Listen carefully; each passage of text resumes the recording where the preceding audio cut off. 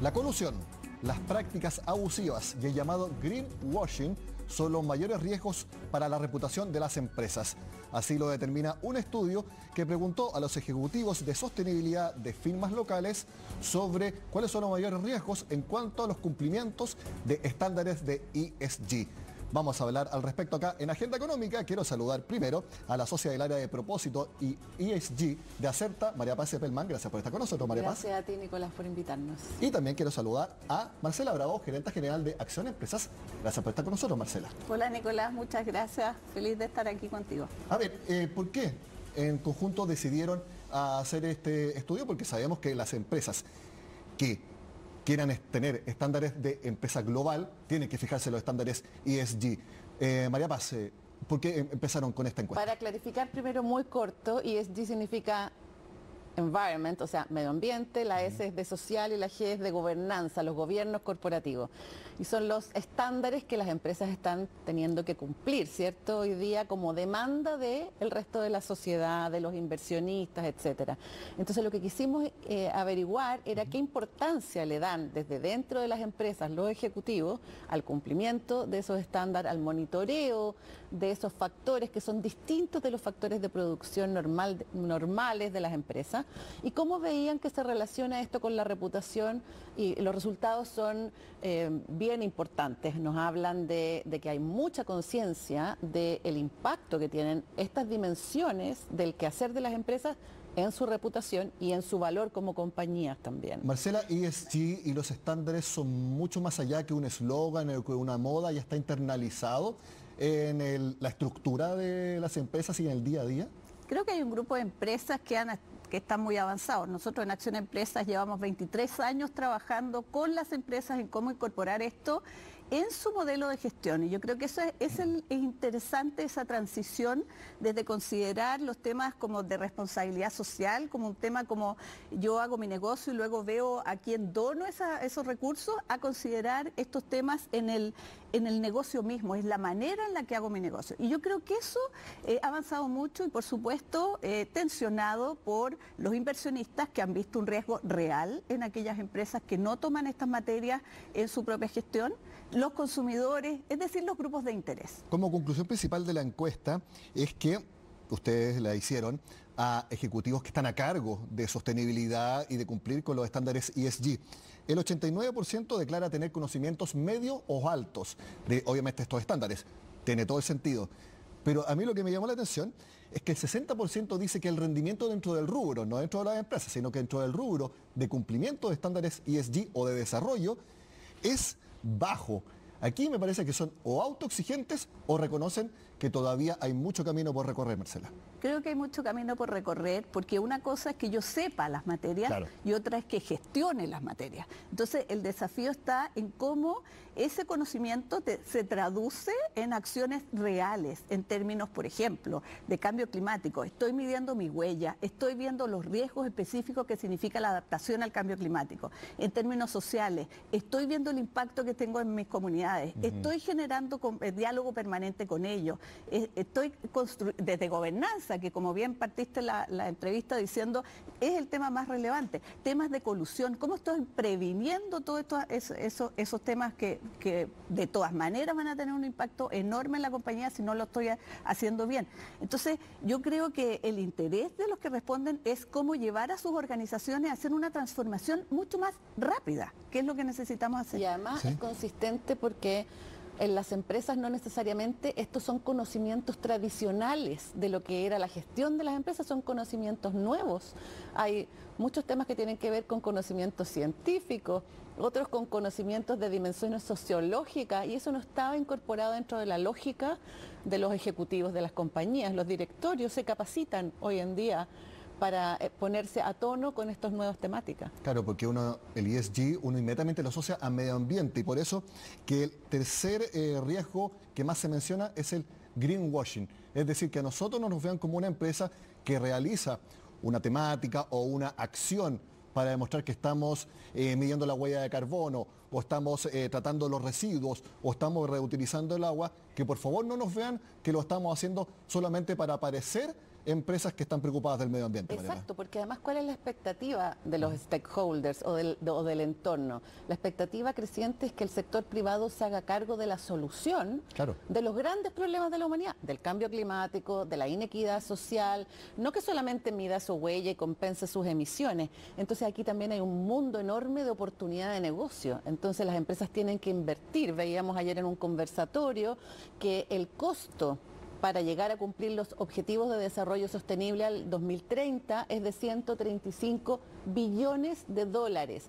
Esos recursos no los van a poner los estados mayoritariamente, lo van a poner las empresas, el sector privado, en desarrollar nuevas tecnologías, en descarbonizar la matriz energética. Hay mucha inversión que hacer aquí, por lo tanto las empresas tienen que cambiar sus modelos de negocio, se tienen que tomar esto muchísimo más en serio también como una oportunidad. Y también que el mensaje llegue y que no sea solamente para cumplir los estándares que lo estamos haciendo, sino porque tienen un impacto real, tanto en el medio ambiente como también de rentabilidad del negocio, porque las cosas tienen que ir de la mano. Y fíjate que no hay que mirarlo solo desde la perspectiva del riesgo. La María Paz decía, esto es una oportunidad. Si uno ve los grandes startups que se han convertido en tremendas organizaciones porque todos han querido invertir ahí, son empresas que están buscando dar solución a los temas de objetivos del desarrollo sostenible. Algunos están apuntando directamente a temas de cambio climático, pero otros están apuntando a la alimentación, por ejemplo, otra manera de alimentarse.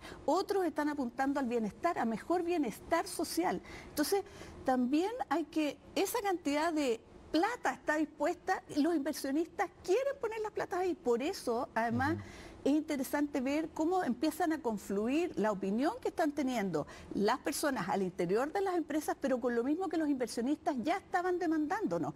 Y detrás vienen, por supuesto, las regulaciones, que también te van poniendo nuevos estándares para ir entre todos avanzando y no sea solo un grupito de empresas pioneras en esta materia. Pero el primer riesgo, y más nombrado por los ejecutivos, no tiene que ver con el E de environmental, sino que tiene que ver con la G de governance. El 88% dijo que el mayor riesgo que ellos tienen, no quizás porque lo vean que se esté produciendo, sino que tienen miedo, es que en sus empresas se detecte un caso de colusión. O sea, pareciera ser que el aprendizaje que hemos tenido también de todo lo que ha ocurrido en Chile y en el mundo es que los casos de colusión o los casos de corrupción son los que peor le hacen a la reputación, al valor de una marca e incluso a la reputación de todo un sector y también a los niveles de confianza de la ciudadanía hacia las empresas en general. Entonces destruye mucho valor social cuando ocurre eso. Y eso es lo que la empresa chilena, por lo menos lo que vimos en este estudio, ya aprendió.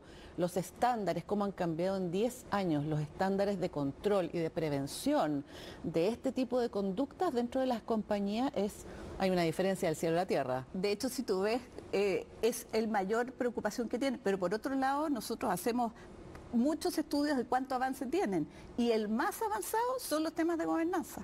Porque efectivamente están ahí donde las experiencias, menos mal, han permitido adelantarse. Ahora, también la regulación, y lo vemos con las regulaciones que están saliendo ahora, van instalando estos temas en los niveles, yo diría principalmente, no solo ya de la Fiscalía, sino que de las conversaciones que están teniéndose en los directorios respecto a estas materias.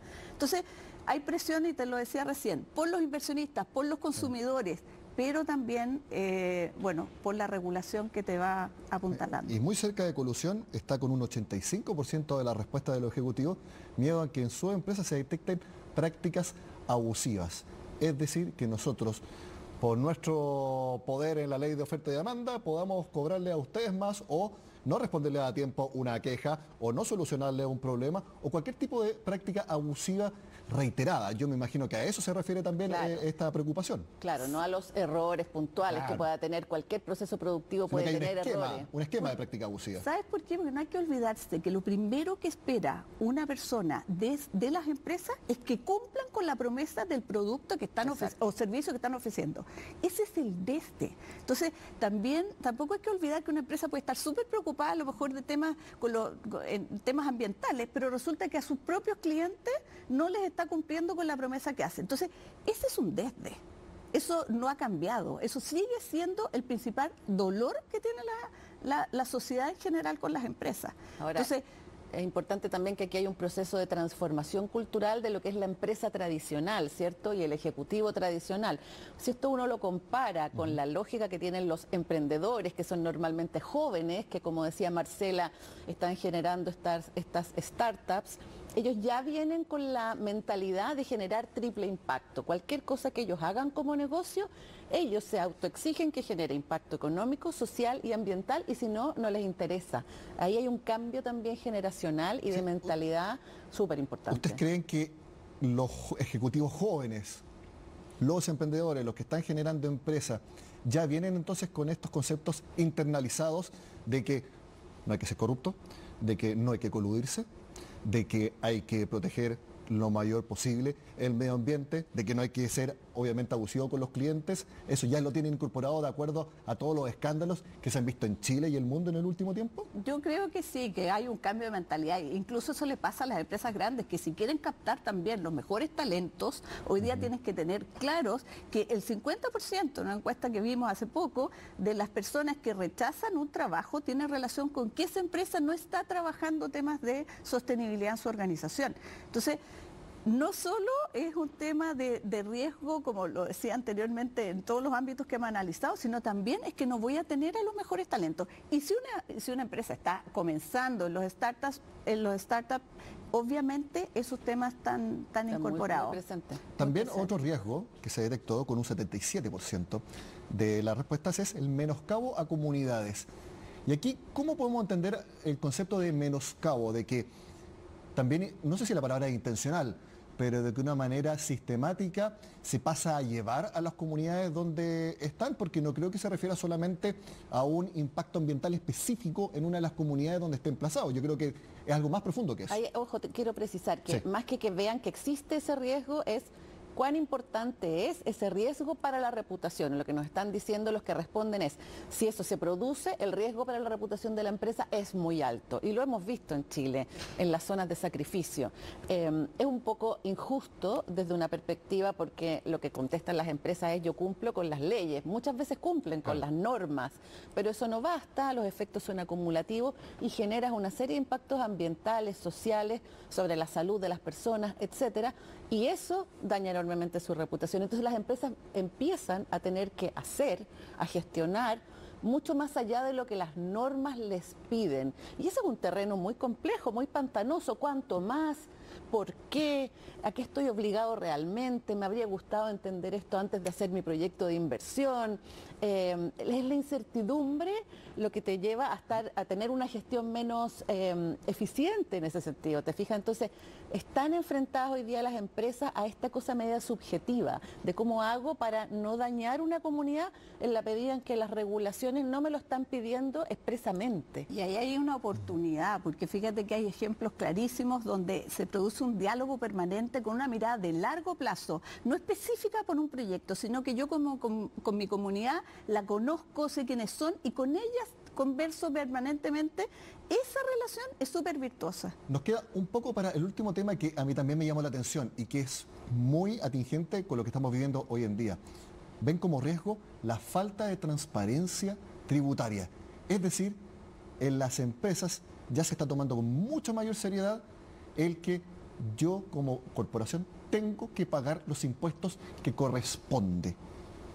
Obviamente, si se puede, tratar de no pagar de más, pero por ningún motivo buscar los esquemas solamente para pagar menos. Y eso me parece que es un cambio importante. Sí, porque eso afecta la legitimidad. Claro. O sea, una empresa es vista como ilegítima si no le devuelve a la sociedad. Este es un pacto en el fondo. Yo hago mi negocio y tengo un socio que es el Estado y a través de lo que yo le pago en un tributo estoy permitiendo que la sociedad florezca. La sociedad que también me permite florecer en mi negocio. Entonces, si yo dejo de cumplir con esa parte, ¿cierto?, del pacto, no estoy aportándole a la sociedad y por lo tanto paso a ser un negocio poco legítimo.